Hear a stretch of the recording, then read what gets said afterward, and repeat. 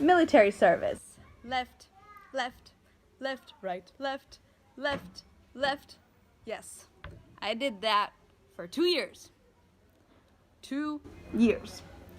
How do I like to describe this experience? I like to describe it and say it was good, and it was good that it was. Yeah.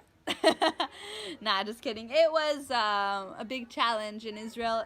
The military service is actually mandatory, which means that like you have to do it. There's no like, I don't want to. No, you gotta do it. But at the end of the day, it's an experience and a challenge. So yeah, it's one of, I had 2 years, and it's two of the most memorable years in my life. And here you guys have some pictures.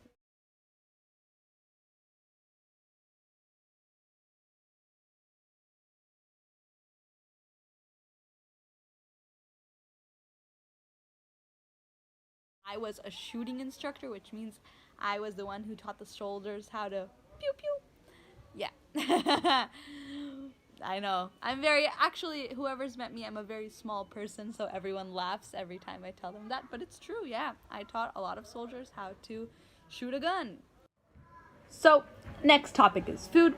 Food in Israel is just delicious. Well, you will obviously see my cooking class in the next video, and then you will see one of the foods made. It's a surprise, so I won't talk about it here.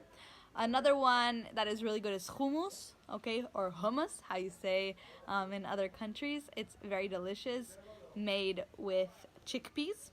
Okay, if you guys don't know what chickpeas are, you're more than welcome to Google them. They're like these little like peas. I also call them garbanzo beans. You can call them chickpeas or garbanzo beans. And yeah, that's basically, and falafel. And they're all really good. I don't know if you know what falafel is, but I will be posting these recipes in the workshop, so don't worry. Next topic is dating. Okay, so what is dating? It's basically when you meet a guy, he's very cute, and then he asks you out on a date, and you guys go maybe to a restaurant or to a bar, and you talk about life, get married afterwards. Not just kidding. So dating in Israel, or actually in my area, is a bit different than dating in other parts of the world, so I've been told. So you guys, you see this?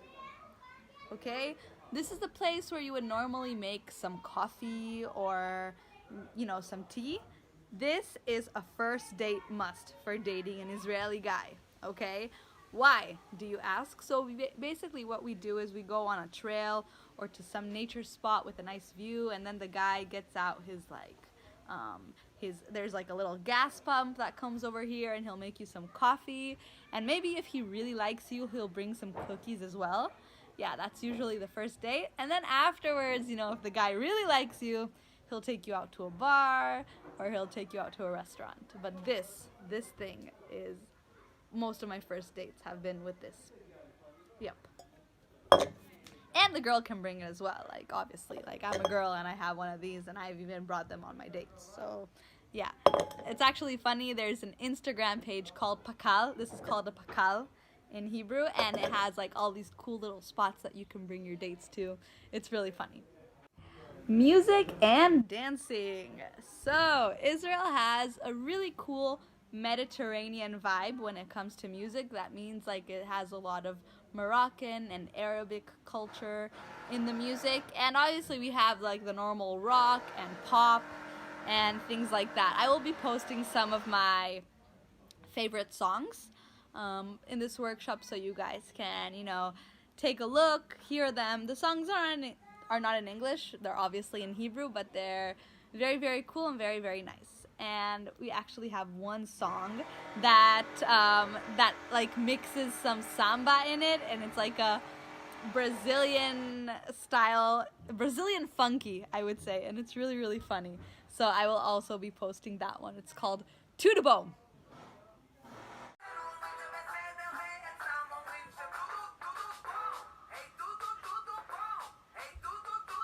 הכל בסדר, tudo bom, tudo bom.